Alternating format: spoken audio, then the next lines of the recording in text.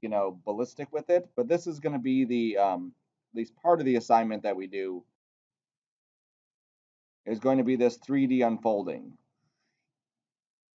And then eventually, I didn't have time to complete the artwork for this, but I'll have some artwork that you can use for like a pirate map, and then we can have like a little pirate map arrow kind of traveling our boat to the island with a little X on it. Okay, so all this is a bunch of 3D layers that are just unfolding. And what makes this look cool is how they're all parented to each other. And that's really going to make this have a really nice effect to it. All right. So, like I said, we don't want to go crazy into this one because understanding what's happening initially is a task in itself. So, just like our other ones, we want to do a little practice one. So, new comp, just like I've done before. Um, 30 seconds would be plenty. And I'm going to just create a new solid here.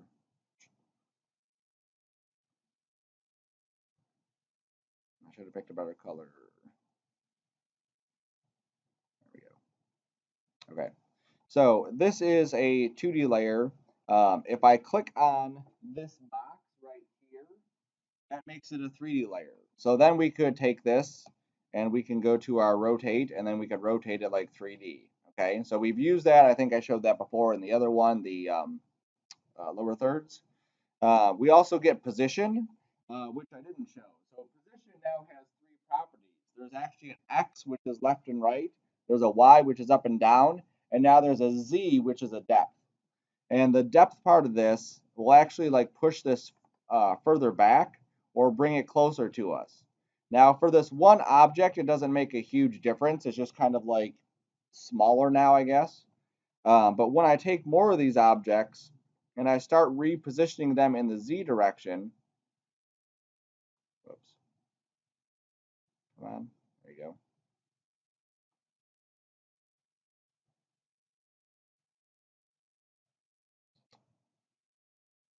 Right there.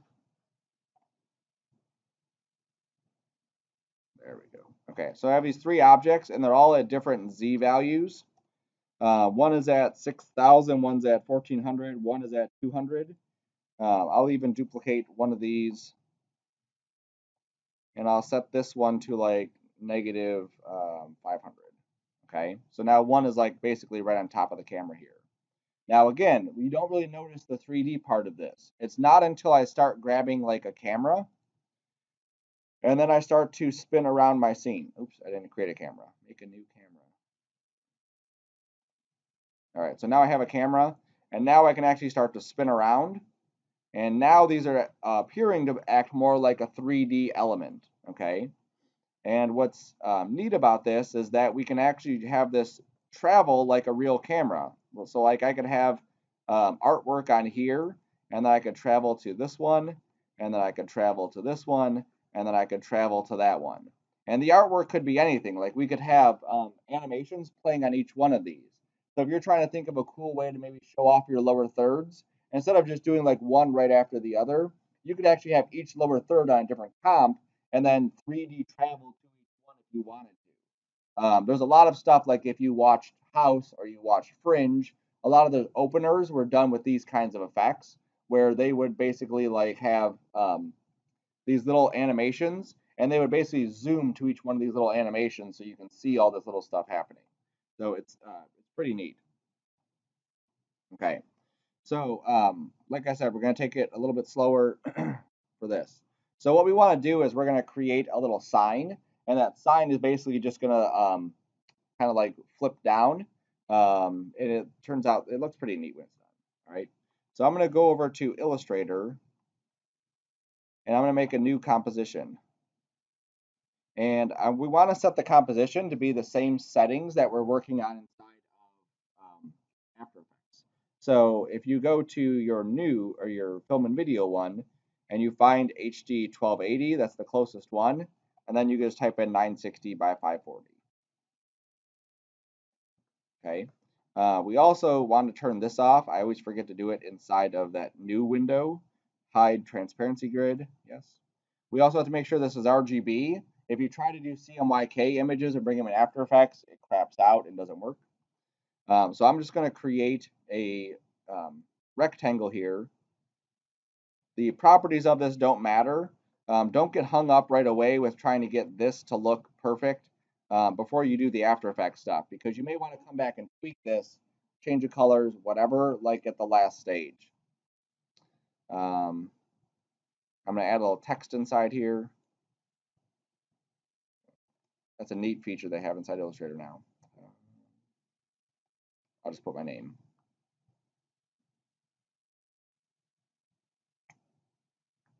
So close. There we go.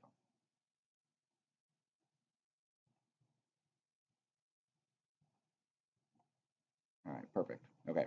So now I'm going to take this and just duplicate it a couple times.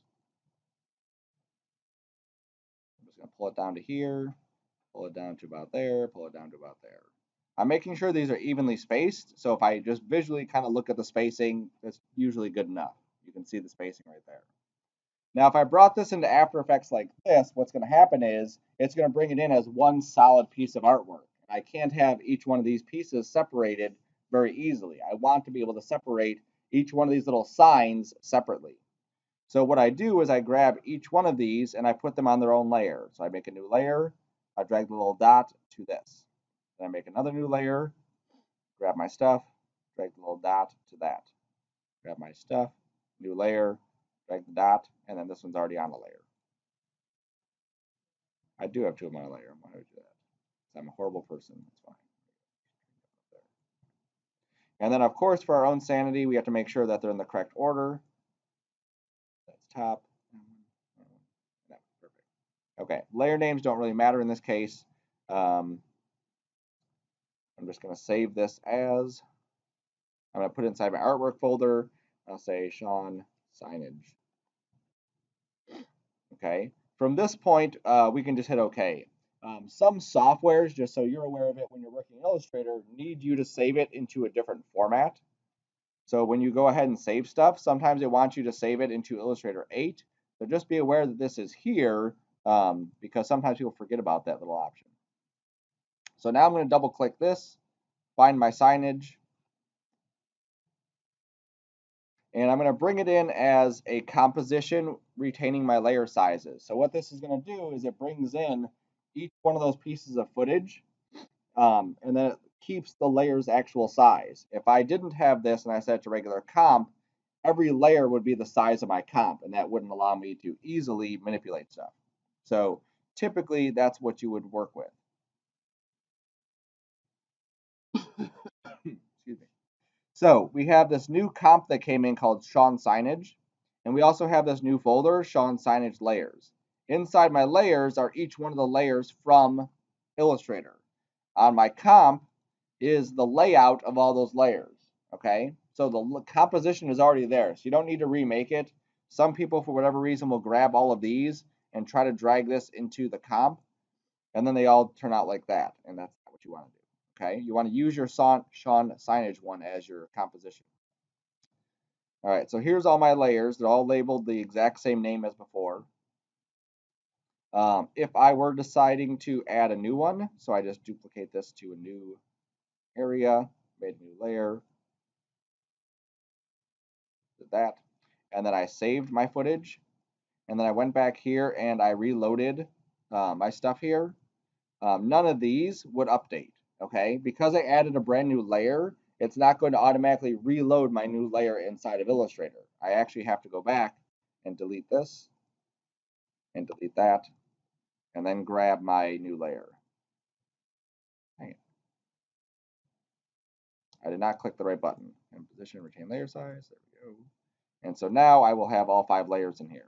Okay, so just keep that in mind that if you make a brand new layer, it won't do that. Now, if I went back into here and I change one of these layers, when I bring that back into Illustrator, or when I go back into After Effects, it'll automatically update that layer. So if I were to change my name, party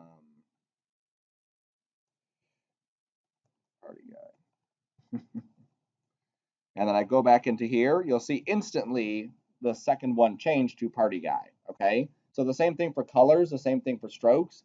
any of the stuff that we change on a layer will automatically update when we go back to After Effects, as long as we have the same exact names of our stuff. Okay, so now what I want to do is make this thing animate. So I'm going to hide all these layers down here and just focus in on this one. So what I want is I want this layer to swing like from nowhere, like it's hidden and then just kind of swings into place and then comes to rest. So if I go to my rotate, I can rotate it like this, which obviously is not what I want for this specific case. So I need to hit my 3D layers. There's an orientation and an X, Y, and Z rotation. Typically, you want to focus on the X, Y, and Z rotation. This orientation will allow you to choose how the arrows are basically pivoting, and you could rotate it based off of different directions. So for whatever reason I needed to rotate it that way, that's how I would do it, is by changing my orientation, then doing my rotation here. So I'm going to move it in the, I think it was the X direction, yep, like this. Now I don't want to spin it from the middle, because if this was an actual sign, it would be hinging from up here, right? There would be like two little bolts or something, or hinges, and it would be like waving from that top part. So I need to hit Y to get to my pivot tool, grab my pivot, and then I can hold Control just to snap it to that top spot. So now when I rotate, you'll see how it's rotating just from that top area. Okay, so now it's just a matter of keyframing. So I want to start it off back here like this, where you can't really see it. Okay. I want to come up a little bit. I'll swing it forward. So I'm going past where it would be flat. I'm going to scoot it up a little bit more. I'm going to swing it backwards. Scoot it up a little bit more. Up a little bit more. So you'll see what I'm doing here is that I'm actually going and just kind of oscillating this.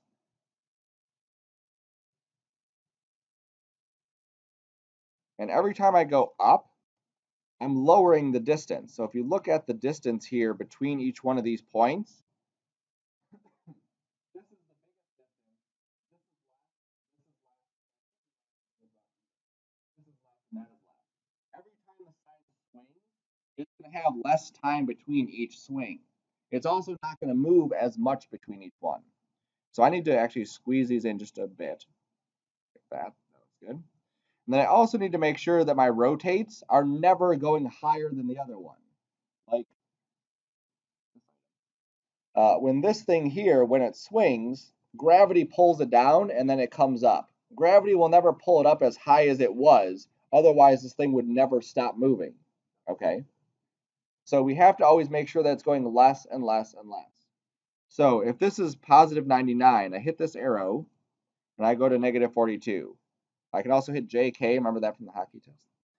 37, and then 15, and then 11, and then 5, and then 0. Okay, this is a big jump from 37 to 15. I'm going to take that 15 back a little more, maybe 28. That should be good. All right, cool. So then we still do an easy ease on this. The only difference is I really don't need to play with my keyframes afterwards too much.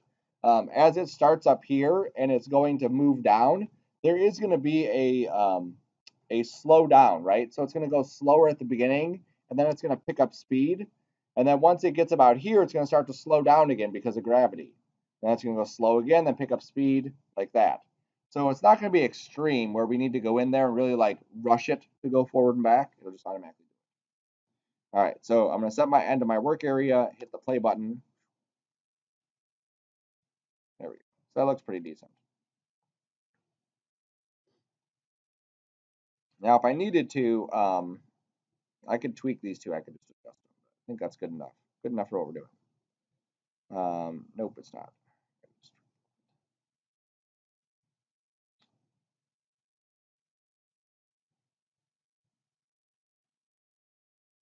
I just want it to be a bit more dynamic than it was. And you'll see I'm under 3 seconds. I'm actually almost at 2 seconds here. All right, that's better. Okay. So now I want to do that exact same thing to all my other signs. Okay. So instead of redoing the animation that I just did for each one of those, I can just copy and paste it, right? That makes the easiest way to do that. Now I still have to move the pivot manually for each one. So I'm going to grab the pivot, hold control, snap it. Go to the next one, grab the pivot, hold control, snap it. Grab the next one, hold control, snap the pivot. Grab the next one, hold control, snap the pivot. Okay. Then I can go to my keyframes here and just copy them. And then on each one of these, I can't just paste them because I haven't made them 3D layers. If I try to paste it, it'll probably give me an error or just like do something weird. I make them 3D layers, I hit R, and I'm just going to go one at a time and just paste that animation to each one of these. Make sure I'm rewound. Paste, paste, paste, and paste. Okay. Now, because this is a 3D layer, the stuff that is right on my eye level is perfectly clear. Like we can't really see that layer at all. But stuff that's below it, I'm starting to see the top of it. And stuff that's even further down, I'm starting to see the whole lot of it. So that's why each one of these, even though they're still rotated the same amount, why we're still seeing a little bit more of them. So what I can do is just adjust them. So I can go to this first one and maybe just adjust the starting point of it. So maybe it's like that. And then I'll go to the next one. Okay, it doesn't have to be perfect because you'll see how it's going to be set up that it doesn't, we're not even really see that too much. Okay, that's good. All right, so now I hit play. Okay, so now it says each one of those signs. Now what I want to do is I want to tie all of these signs together. Okay, so I want to make it feel like they're actually connected together. So before I show you, any suggestions as to how we could tie layers together so that when one moves, the other layer would move too? Parenting, who said that? 2, 3, 4. Good. Parenting is perfect. Adjustment layers are good if we were tying an effect to all of them. So what I'm going to do is I'm going to take layer 6, which is the bottom one, and I'm going to parent it to the one right above it. I'm going to take layer 1, parent it to the layer above that. Take this one, parent it to the one above that. Take this one, parent it to that one. My top one doesn't need a parent, okay? There's nothing up there that it's going to be connected to, so it's all good. So now if I rewind this and hit play, we get that, okay? So it definitely worked. So they're all tied together now, but now we have this issue because they're all moving at the exact same speed, right? So in whenever you do an animation like this, think of the physics about how things are moving, okay? You don't have to have a master's degree in physics, but just kind of think about it. If this item is up here and it's swinging down, then the one behind it should kind of trail behind it a little bit, okay? And once this one gets to the top where it's like here, then a few frames later, the next one's kind of coming up. So for each one of these down the line, there's going to be a slight delay, right? So if I just take layer 5 and I scoot it over a few frames, so I'm hitting V to get back to my arrow, and I'm scooting it over. Then I go to layer 4 and a couple frames past that, layer 1 a couple frames past that, layer 6 a couple frames past that. Now let's look at it. Okay, almost there, not there yet. That was a little bit too many frames. That was like 15 frames.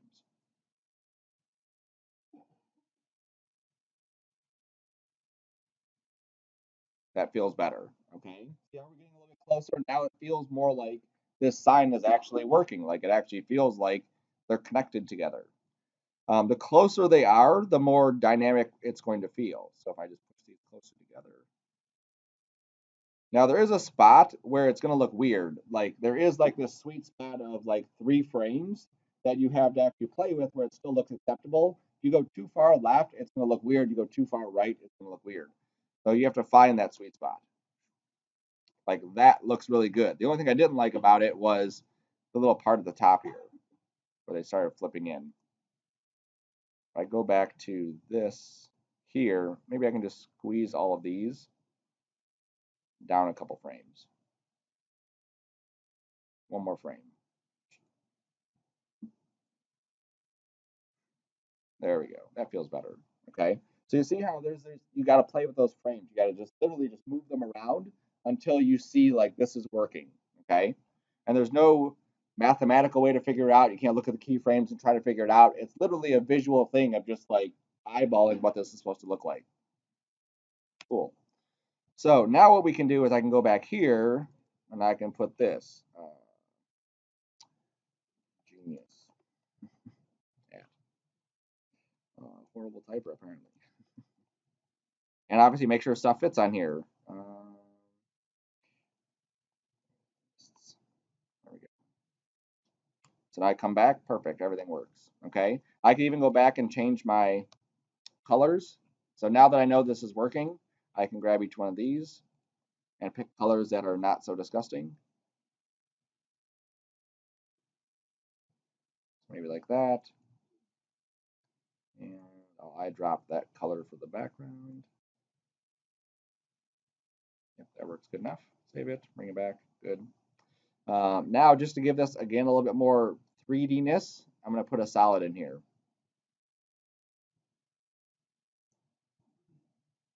Let's go with something like that. Okay. Now, with 3D layers, the order actually doesn't matter. Okay. Because it's 3D, if something is on top, it could actually be below everything because it's in 3D. So if I change this layer to a 3D layer, you'll see that my name has disappeared, but everything else is in front of it. As I hit rewind and play, you'll see we get this effect. Okay. Right now, everything is basically on the same plane. Everything is like right lined up with itself. So when we're rotating, there's some stuff behind it which we don't see, and then it rotates and we see it, and then it comes back and we don't. So what I need to do to that background is just push it behind everything else. That's all. So if I grab the background and hit the position, the Z is what's going to push it behind it. And it might sound odd, but the positive will be the one that pushes it backwards. Okay, now because I did that, it's tiny, so I go to my scale and I make it bigger. Okay, now it still doesn't really look 3D. I really want this to look more 3D. So I'm going to go to my layer and I'm going to add a new light. So on a light, there's a bunch of different options here. Spotlight is going to be the best one for this case. We'll do a little bit of smooth fall off. We'll cast some shadows. We'll play with those settings after. Okay. Now the way this works is we have these positional stuff. We can move this around. We can hit the rotate and we can rotate this.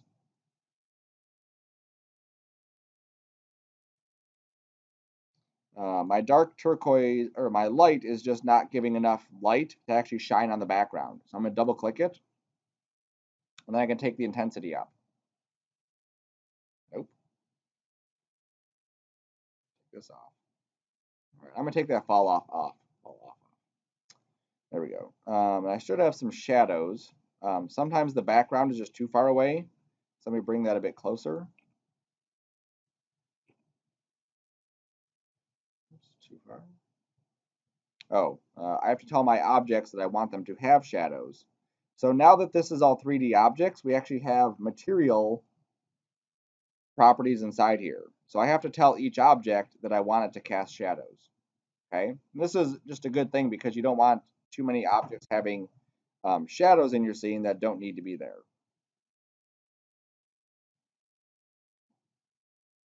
Okay, so I grabbed all of those, expanded them all, and then told them to cast shadows. So now I can take my background and push it further back and scale it up.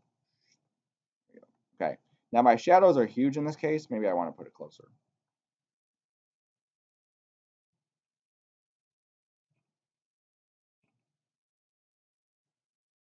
There you go, that's good. Okay, my shadows are really harsh, so I'm going to double click the light, and then I can play with my shadow diffusion, which basically means take my shadows and just soften them. That's all. And then I can take the darkness of the shadows and lighten it to maybe like 50%.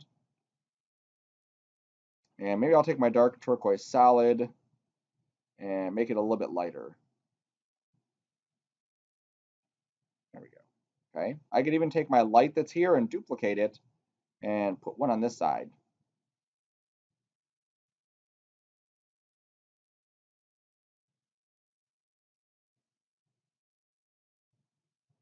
I'm going to pull this back in the Z a little bit. There we go.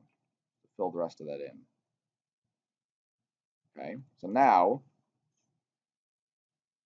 oops, too close. Too close. And then because I did that, I need to darken my shadows because now I can't see them. maybe not diffuse them so much. There we go. So we still get this nice little shadowy effect on there, which is cool. And you'll even see like some of these objects, looks like there's a little bit of a highlight or a little bit of a bling effect happening on it. Okay, and all of those properties we can edit down here under our materials. So there's stuff like cast shadows, light transmission, accept shadows, accepts lights. Here's specular intensity. So if I wanted to crank this up, this will be really glowy as it shines.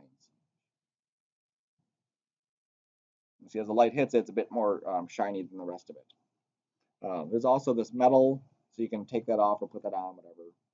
And a lot of these are pretty quick, where you can see exactly what's happening without having to mess around with it too much. All right, that's cool. Okay, and then the final step in this is I want to just add a camera and just have the camera just kind of move across.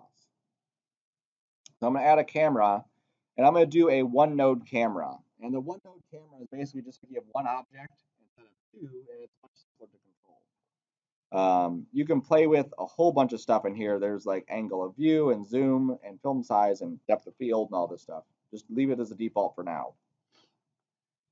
And then I'm going to animate the position and rotation of the camera. So I go to my unified camera control, and I just kind of position it over here. So I'm using Alt and middle mouse button to move the camera, and then just left mouse button to kind of roll it around. Okay, so now I hit play.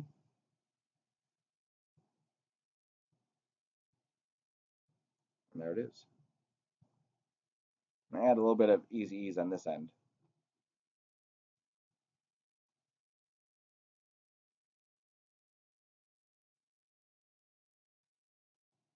Okay, so that's it. So that should be just a good introduction into using 3D layers and understanding all the foundational stuff that will take you into the next assignment. Okay, so once you're done with your lower thirds, get into this and start playing with this so that you can see the process of going from Illustrator into After Effects and see the process of working with those 3D layers. Okay. I will come around and check your drawings also today.